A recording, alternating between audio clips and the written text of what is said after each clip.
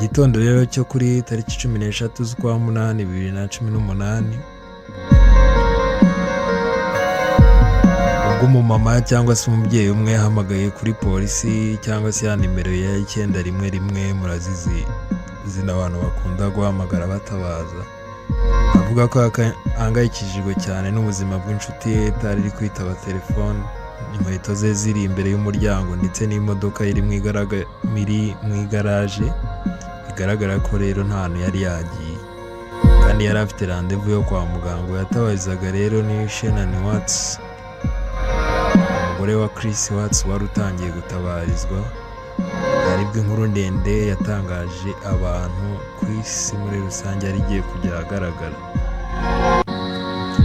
Ese ni iki cyabaye muri iki gitondo kuri uyu mubyeyi wari utwite umwana umwe ndetse n'abana be beza b'abakobwa babiri bari he muri iki gitondo? Ni iki cyateye umugabo wari usanzwe agaragara nk'utuje ndetse akunda abana be na mama wabo gukora amahano yari yakoze muri iryo joro? Kugira ngo dusubize ibi bibazo rero kudusaba gusubira inyuma gatoya uko aba bombi baje guhura ndetse n'uko baje gushinga umuryango ndetse n'ibibazo baje guhura nabyo byaje guteza amakimbirane, yaje kubyara urupfu.